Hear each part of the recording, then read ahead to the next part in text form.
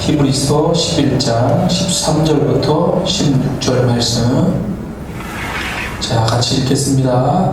이 사람들은 다 믿음을 따라 죽었으며 약속을 받지 못하였으되 그것들을 멀리서 보고 환영하며 또 땅에서는 외국인과 나그네 임을 증언하였으니 그들이 이같이 말하는 것은 자기들이 본향 찾는 자임을 나타냄이라. 그들이 나온 바 본향을 생각하였더라면 돌아갈 기회가 있었으려니와 그들이 이제는 더 나은 본향을 사모하니 곧 하늘에 있는 것이라. 이러므로 하나님이 그들의 하나님이라 일컬음 받으심을 부끄러워하지 아니하시고 그들을 위하여 한 성을 예비하셨느니라. 아멘. 자, 오늘 믿음의 의미 6번째로 말씀을 드리도록 하겠습니다. 자, 히브리서 11장은 믿음장이에요. 그래서 믿음에 관해서 우리가 그동안 말씀을 배워왔습니다. 지난주까지 9가지를 말씀을 드렸는데요. 자, 첫 번째, 기본적인 믿음, 구약적인 믿음이에요. 구약에서 이야기하는 기본적인 믿음은 뭐냐면 하나님을 믿는 거예요. 그 말씀을 믿는 거예요. 그리고 그분을 신뢰하여 내 마음에 받아들이는 거예요. 영접. 예. 그리고 내 삶을 그분께 맡기는 것, 의탁, 맡기는 것까지. 이것이 믿음의 기본적인 모습입니다. 그리고 이제 신약에 들어와서 예수 그리스도를 믿게 되고 성령님을 믿게 되고 그리고 바라고 보이지 않는 그 약속한 심판, 재림, 구원을 믿고 인내하며 담대하게 기다린다. 이것이 두 번째 믿음입니다. 세 번째 믿음은 하나님을 기쁘시게 하는 것이다. 다른 것으로도 기쁘게 하실 수 있지만 가장 중요한 게 하나님을 먼저 믿는 게 하나님을 기쁘시게 한다는 거예요. 네 번째, 믿음은 하나님이 반드시 계신 것과 또한 그가 자기를 찾는 자들에게 상 주시는 이심을 믿는 것이다. 하나님은 자기를 따르는 자들에게 복을 주시기를 원해요. 다섯 번째, 믿음은 하나님을 믿고 아직 보이지 않는 일에 대해서 들었을 때 노아 생각하시면 됩니다. 보이지 않았어요. 그걸 감히 상상하기가 어려워요. 그런데 존경하는 마음으로 믿고 따라서 행동하는 것이라는 거예요. 또 아브라함을 통해서 보지만 여섯 번째, 믿음은 하나님의 말씀을 따라서 움직이는데 내가 버려야 할 것들을 버려야 된다는 거예요. 포기해야 될 것을 포기하고 갈 바를 알지 못한다 할지라도 가라고 하면 갈 수 있는 그런 것이 바로 믿음이라는 거예요. 그리고 일곱 번째, 믿음은 하나님이 계획하시고 지으실 터가 있는, 즉 하늘나라, 천국을 바라보는 것이다 하는 겁니다. 여덟 번째, 믿음이 무엇이냐? 믿음은 하나님께는 불가능한 것이 없음을 믿어야 한다는 거예요. 하나님은 모든 것을 하실 수가 있다. 그래서 내가 불가능하다고 하나님조차 불가능할 것이다 이렇게 생각하면 안 돼요. 하나님 다 하실 수가 있다. 해내실 수가 있다. 아홉 번째, 믿음은 하나님을 신뢰하는 정도가 아니라 절대적으로 믿는 것이라는 겁니다. 절대적으로 신뢰하는 거예요. 그걸 절대 믿음이라고 합니다. 이게 무슨 얘기냐면 무슨 일이 있어도 믿어버리는 거예요. 하나님이 아브라함이 낳은 이삭을 바치라고 할 때 그것은 이성적으로 맞지 않는 거예요. 하나님이 25년이나 지나서 약속을 이루어서 그 아브라함이 100세 때 낳게 한 그 이삭을 갖다 바쳐라. 그것도 그냥 바치는 게 개념이 아니고 칼로 난도질을 해서 죽여서 불로 태워서 번제 완전히 너의 헌신을 드러내라 이렇게 요구한 거예요. 이게 비이성적인 것이고 비합리적인 불합리한 그런 요구이고 종교적으로 따지면 반종교적인 이런 요구입니다. 하나님이 미친 거 아니야 이렇게 생각이 드는 거예요. 그러나 그렇게 생각하지 않고 그럼에도 불구하고 절대적으로 믿고 따라서 해보는 거, 그게 아브라함의 믿음에서 나타난 것이고 믿음은 바로 그런 절대 믿음을 가져야 된다 이렇게 우리가 배웠던 겁니다. 오늘 말씀은 일곱 번째 믿음, 하나님이 계획하시고 지으실 터가 있는 성, 하늘나라 천국을 바라보는 것이다 라고 하는 말씀의 추가적인 말씀으로 믿음의 의미를 말씀을 드리도록 하겠습니다.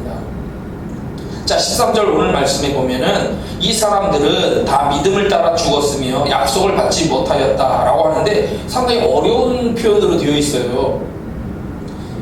아니 지금 믿음으로 하나님의 말씀에 순종해서 약속을 따라 아이를 낳고 그리고 가나안 땅을 주신다, 가나안 땅을 주신다라고 이렇게 약속을 해서 그거를 가지고 이렇게 쭉 살아왔는데 약속을 받지 못했다?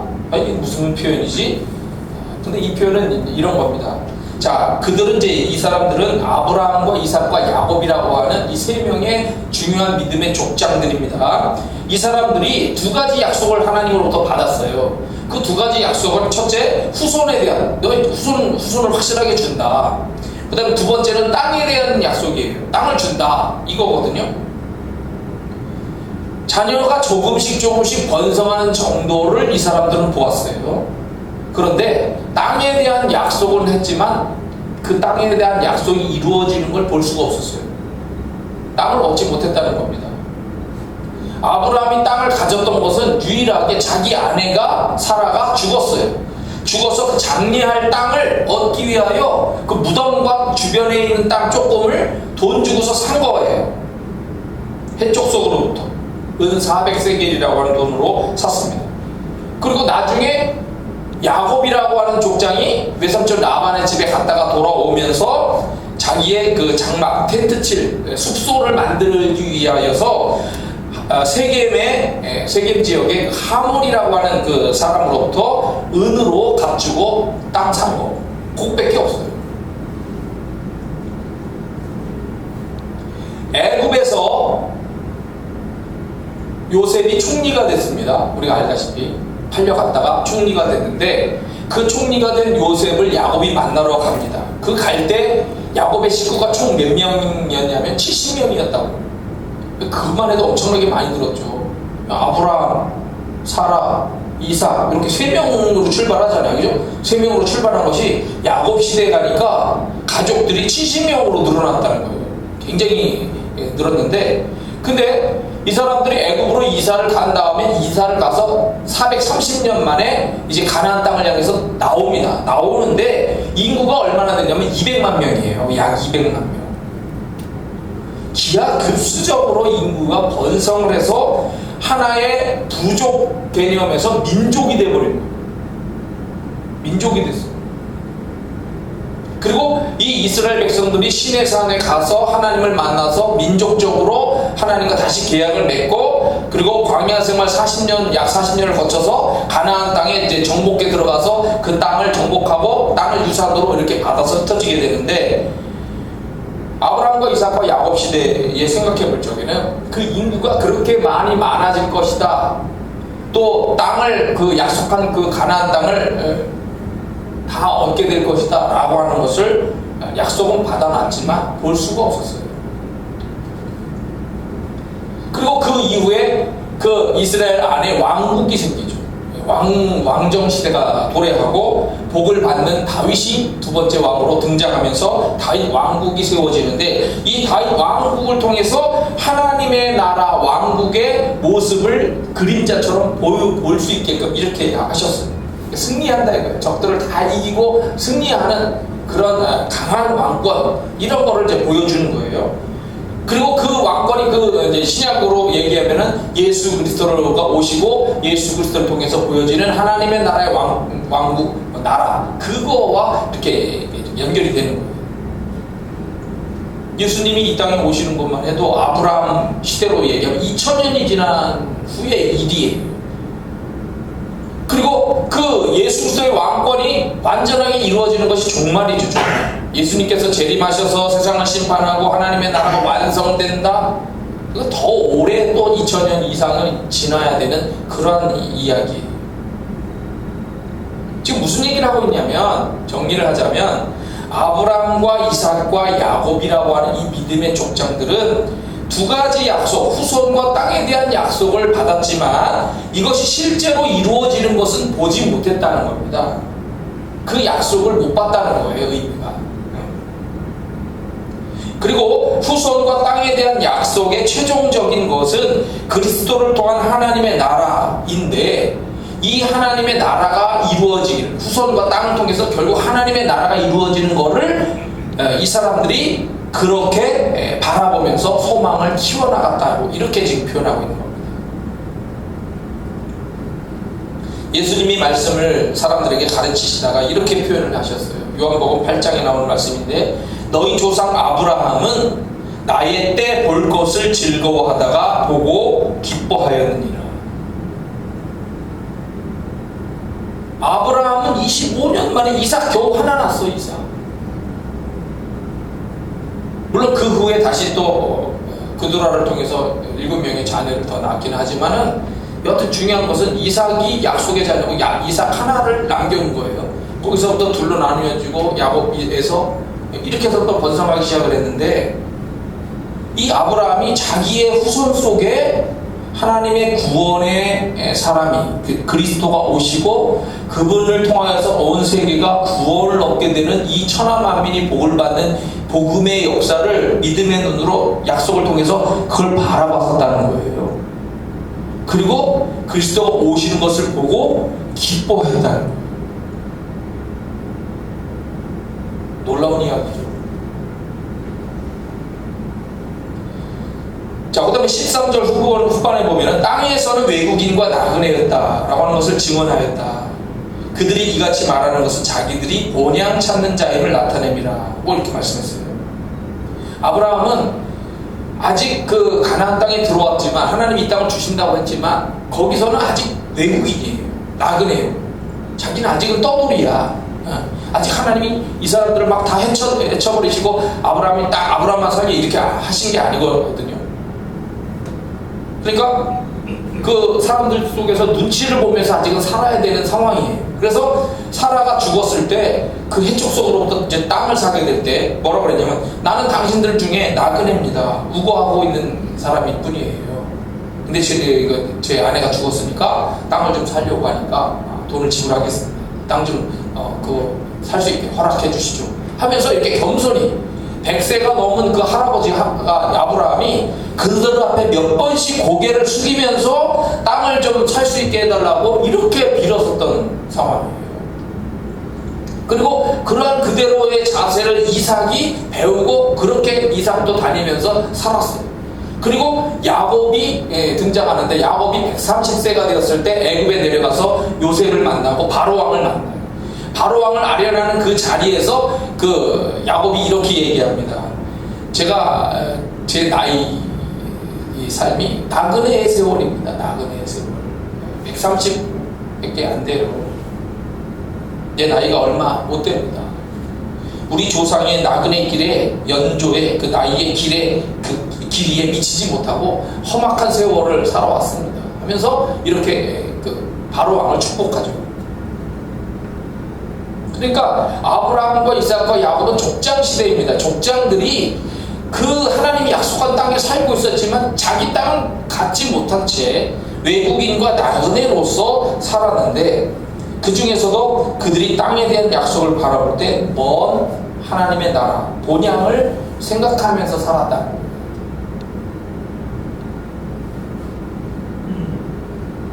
15절, 그들이 나온 바 본향을 생각하였더라면 돌아갈 기회가 있었으려니와 그들이 이제는 더 나은 본향을 사모하는데 하늘나라입니다. 자, 본향이 어딥니까? 아브라함이 어디에서부터 출발했죠? 우리가 그 갈대아 반달 모양의 그 메소포타미아 문명. 자, 이스라엘이 여기 있고 이 위에 시리아를 거쳐서 이쪽에 이란, 이라크 있는데, 이란 이렇게 유브라테스 강, 그리고 티그리스 강이 있고, 이 유브라테스 강 바로 밑에 쪽에 갈대아 우르라고 하는 이 지역에서부터 출발을 해서 하란으로 갔다가 그리고 이렇게 가나안 땅, 이스라엘 땅으로 내려온단 말이에요. 그러면 본향이 어디냐? 당신 본이 어디요? 저게 이 사람들은 아브라함으로 따지면 이제 갈대아 우르예요. 갈대아 우르. 만약에 아브라함과 이삭과 야곱이 이 세상에 있었던 자기들의 본향만을 소망했다고 한다면 언제든지 짐 싸가지고 기분 나쁘거나 힘들 때는 그 본향으로 그냥 가버리면 되고, 근데 하나님이 말씀하셨어요. 아브라함에게 처음부터, 야, 내 고향 친척 아버지의 집을 떠나라. 그거를 먼저 네가 포기하면 내가 너를 크게 복주겠다. 네? 그래서 아브라함이 출발을 해가지고 하란을 거쳐서 가나안 땅까지 내려온 거란 말이에요. 그때 이후로 이미 이제 아버지 고향 친척 아버지 집을 다 버렸어요. 버렸기 때문에 이제 본향은 갈대아 우르가 아닌 거예요. 하나님이 약속하신 하나님의 나라가 본향이에요. 그래서 이 사람들은 갈대아 우르로 언제 돌아가느냐, 그거를 바라보면서 이렇게 소망하는 것이 아니고 하나님이 약속하신 이 가나안 땅에 머물면서 영원한 하나님의 나라를 소망하면서 살았다는 거죠. 아브라함이 자기 아들 이삭을 결혼시킬 때 종에게 설명을 합니다. 자기가 믿음에 가장 생각하는 신뢰하는 종을 데려다가 그 손을 여기 자기 사타구니 밑에다가 집어넣게 하고 약속을 해요. 야, 너 나랑 확실하게 약속을 하자. 맹세를 하면 남자로서 뭐냐? 내 아들 이삭을 내가 너를 이제 그 원래 고향이었던 곳으로 보내는데 거기로 절대로 데리고 가지 마라. 왜냐면 우리 거길 떠났고 거기 가서 아내만 데리고 와라. 아내만 찾아가지고 신부감을 찾아서 이렇게 데리고 와라. 그 약속을 하고 보냈어요. 그리고 이 종이 기도하면서 가죠. 하나님, 우리 주인의 며느리감을 구하는데 하나님이 아브라함에게 복을 주셨는데 이 복을 주신 그 증거로서 이 아내를 며느리감이죠. 며느리감을 구하는 일을 잘 되게 해달라고 해서 착착착착 진행돼서 며느리감을 이제 리브가를 구해옵니다. 그러니까 아브라함뿐만 아니라 이삭이나 야곱은 절대로 갈대아 우르로 돌아가면 안 돼요. 이미 떠난 거예요. 거기 끝났어. 결혼 때문에 어쩔 수 없이 저기 하지만 거기서도 데리고 나올 수는 있지만 내가 가서 구해오면 안 돼요. 그렇게 해야 하나님이 복을 주시겠다고 약속을 한 거예요. 나는 그 약속을 하나님 앞에서 약속을 하고 그렇게 나온 거예요. 하나님을 믿고 그 말씀을 믿고 그 약속을 믿기 때문에 더 나은 본향 하늘에 있는 영원한 하나님의 나라를 소망하면서 살았는데 하나님은 이렇게 믿음으로 소망하는 이들을 위하여 한 성, 즉 하나님의 나라를 예비하시고 기다리고 있다는 겁니다. 그래서 우리가 이 믿음이, 다시 얘기하지만 믿음이 뭐냐? 하나님이 계획하시고 지으실 터가 있는 성, 하나님의 나라 천국을 바라보는 것이다. 제가 오늘 아침에 노래도 만들고 그리고 곳곳에 전국에 뿌렸어요. 전 세계에 뿌렸다고 봐야죠. 왜냐면 다른 외국에 사는 친구들도 있고 선교사들도 있으니까 아침에 어떤 내용을 보냈냐면 프레임의 법칙이라는 글과 노래 만든 거를 보냈어요. 자, 프레임의 법칙이라는 게 있습니다. 여러분, 프레임이라는 것은 하나의 틀입니다. 사진 액자를 생각하시면 돼요.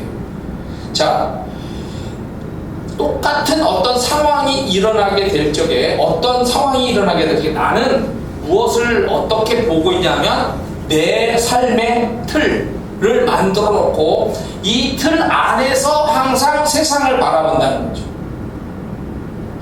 그 바라보고 그렇게 행동해 가는 거를 프레임의 법칙이다 라고 이야기를 하는 겁니다. 그러니까 자기의 생각의 틀 속에서 세상을 바라보고 산다는 거죠. 자, 미국 알래스카에서 이런 일이 있었어요. 젊은 아내가 아기를 낳다가 출혈이 너무 심해가지고 아기를 남겨둔 채 목숨을 잃었어요. 그러니까 이 남편이 너무 가슴이 아프잖아요. 하나 남은 이 아이를 애지중지 이제 키워나가게 되는데 아이를 돌봐줄 유모가 필요한데 유모를 구하기가 너무 어려운 거예요. 그래서 결국 훈련이 잘 된 아주 듬직한 큰 개를 구해서 아이를 돌보게 했는데 이 개가 생각보다 굉장히 똑똑했어요. 그래서 이 남자는 안심을 하고 아이를 이 개에게 맡겨둔 채로 나가서 활동을 하고 돌아오고 이렇게 했어요. 그런데 어느 날 개에게 아이를 맡기고 집을 비웠는데 사정이 생기면서 늦게 집에 돌아왔습니다. 허겁지겁 집으로 돌아와가지고 아이를 막 이름을 불렀는데 주인의 목소리를 알아챈 개가 먼저 나와서 꼬리를 흔들고 이렇게 밖으로 뛰쳐나왔어요. 근데 개의 온몸이 피범벅이 되어 있는 거예요. 불길한 생각이 확 들죠. 그래서 집으로 들어가면서 방문을 열어서 방에서 열어봤는데 아이는 그때 보이지 않았어요. 그리고 방바닥, 벽이 온통 핏자국으로 얼룩져 있는 거예요. 남자는 극도로 흥분을 하죠. 그리고 이렇게 자기의 틀 속에서 생각을 합니다.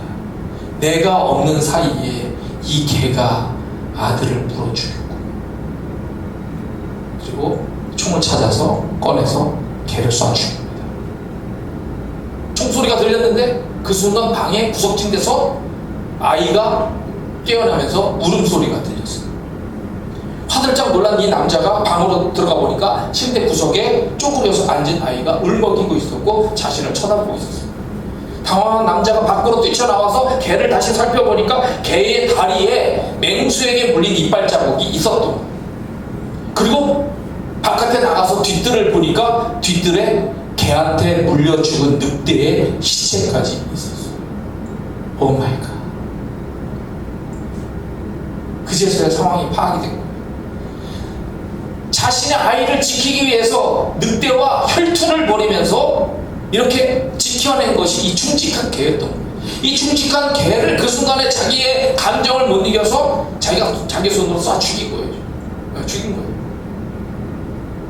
성급한 생각과 판단, 해석을 잘못하게 되면은 아브라함과 이삭이나 야곱은 인간적인 면으로 따질 때 하나님이 우리에게 우리 가정에 복을 주신다라고 하는 것을 이해하기가 참 어려운 부분들이 많았어요.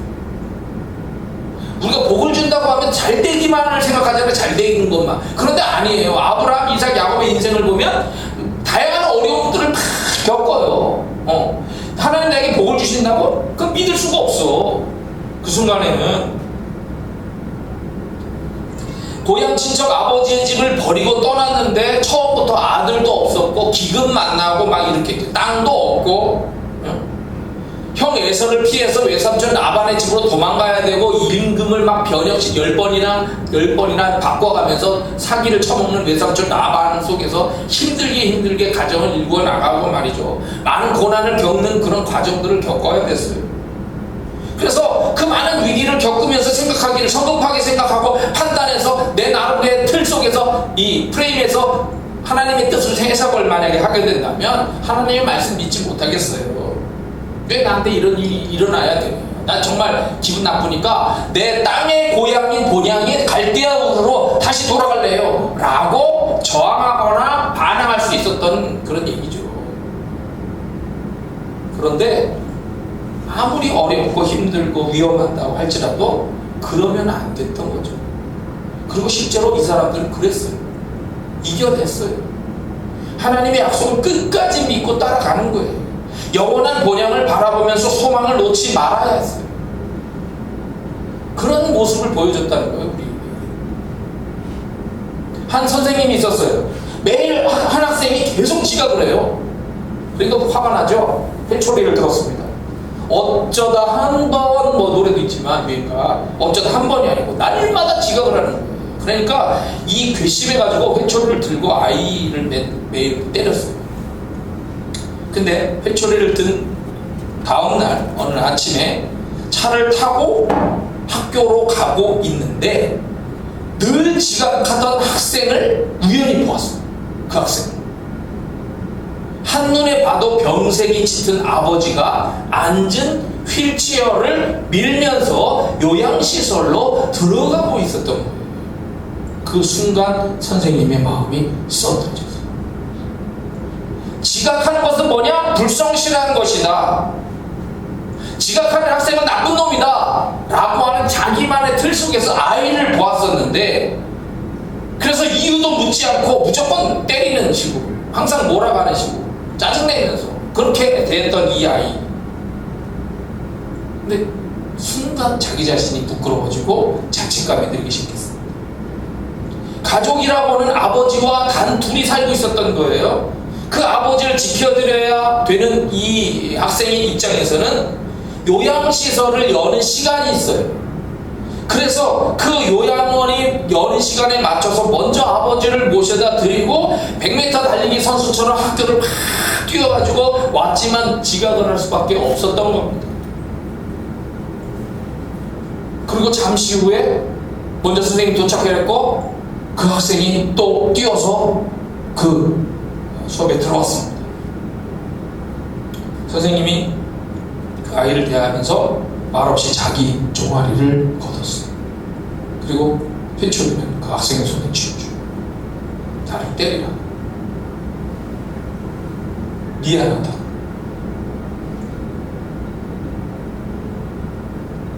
정말 미안하다, 따뜻하게 끌어안고 두 사람이 같이 울었대요. 때로 너는 늦을 이유가 없어 라고 생각할 수가 있어요. 때로 너는 무조건 나쁜 놈이야, 너는 선생님을 깔보면서 비웃고 있는 거지 라고 그렇게 볼 수가 있어요. 나의 수업을 무시하니까. 하지만 늦을 이유가 있는 거예요. 좋은 놈일 수도 있다는 거죠. 선생님을 깔보고 비웃는 것이 아니라 상황이 그렇게 됐기 때문에 어쩔 수 없이 그렇게 됐던 거죠. 내게 주어진 삶을 열심히 살아보려고 애를 쓰다가 보니까 그렇게 될 수밖에 없는 시간에 올 수밖에 없었어요. 믿음의 사람들이 세상적인 시각으로 세상 사람들의 이 프레임 틀에서 보면은 믿음의 사람들은 상당히 바보스럽고 어리석고 세상에 적응을 잘 못하는 문제를 가지고 있다라고 볼 수도 있어요. 세상이 정해놓은 그 프레임의 법칙이 잘 안 맞는 삶을 살고 있기 때문에. 그러나 믿음의 사람은 세상의 프레임에 맞춰 사는 것이 아니고 하나님의 프레임에 맞춰 살려고 하기 때문에 그렇게 다르게 보게 되는 거예요. 물론 인간적으로 부족할 때도 있어요. 그러나 하나님의 나라를 소망하면서 일하고 있음이 언젠가는 드러날 때가 있는 거죠.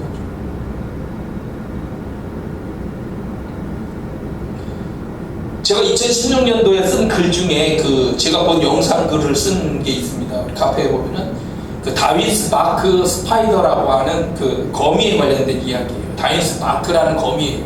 스파이더가 거미니까 다윈스 바크. 이게 이제 BBC 어스라고 지구 영상에 관련된 영상에서 나온 거를 제가 본 건데, 남미에 가면은 남미 페루에 아마존의 상류 쪽에서 세계 최대의 거미가 발견됐습니다. 이거는 거미가 크다는 의미가 아니고 정말 대단하다는 의미입니다.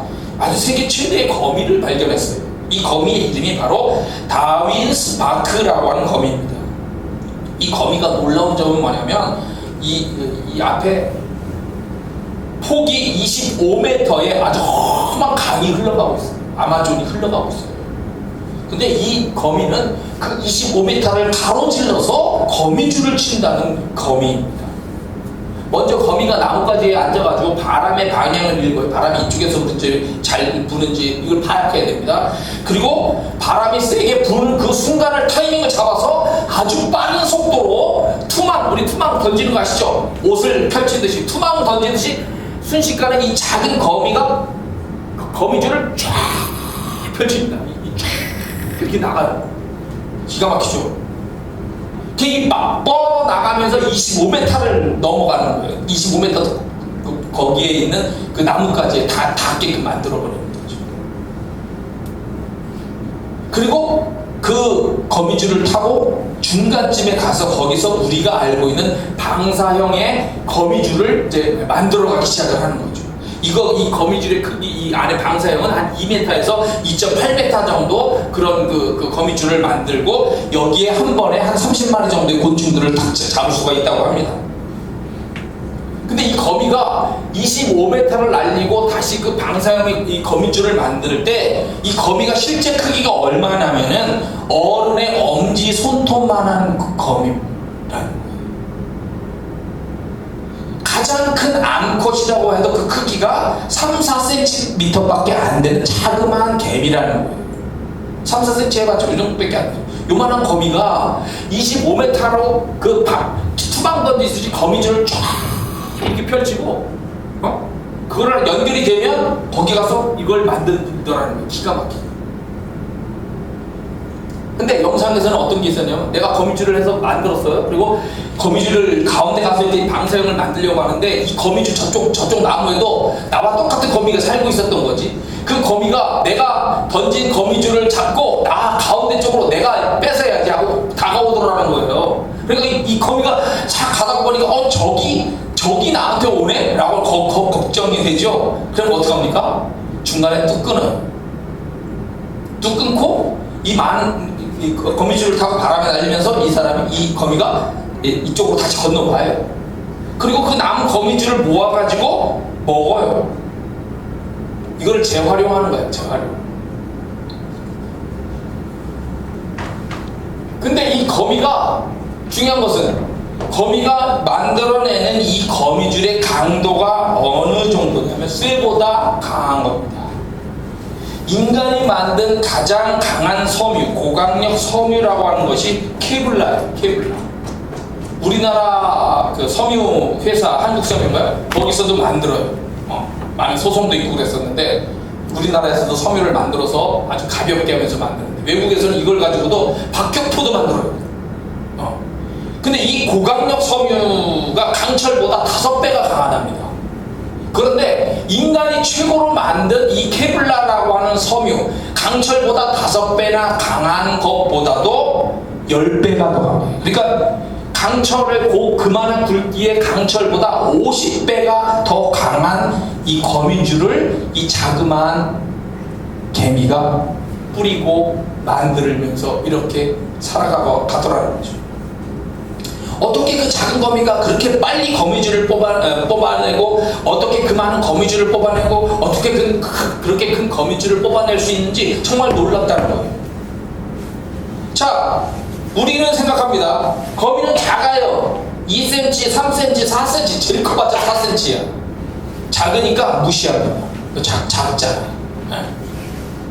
그런데 아무리 작아도 가장 놀라운 능력과 그리고 큰 비전을 가지고 있는 거미라는 거예요.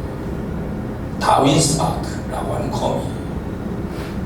세상에 시각으로 보니까 너는 믿음의 어떤 사람은 너는 여러모로 아주 작아 보여. 너는 여러모로 부족해 보여. 그런데 이 사람이 어떠한 믿음을 가지고 어떻게 살아가느냐, 이것이 따라서 가장 크고 가장 놀라운 가장 완전한 어마어마한 일들도 해낼 수가 있는. 그리고 하나님은 그렇게 가장 크고 가장 놀라운 가장 완전한 나라를 이렇게 펼치고 만들어 놓고 그렇게 살아보라고 하면서 우리를 부르신다는 거예요. 자, 갈대아 우르에서 또 하나님 어쩌서 이 가나안 족속들이 판치고 살고 있는 세상에 딱 한 사람이 이렇게 들어온 거예요. 나그네죠. 이 사람 볼 때 별거 아니야. 영향력도 크지도 않고 별거 아니거든. 근데 이 작은 것부터 출발해서 하나님이 얼마나 위대하고 놀라운 일을 만들어 가시는지 그거를 우리가 보는 거예요. 믿음은 바로 그런 위대한 하나님의 역사를 내 것으로 믿고서 나도 똑같이 살고 그리고 하나님이 예비하신 그 놀라운 천국을 소망하면서 사는 거죠. 여러분도 제가 그렇게 믿음으로 승리하며 살고 천국을 바라보면서 작지만 큰 일들을 이루어갈 수 있는 삶을 살게 되기를 축원합니다. 다 같이 기도합니다.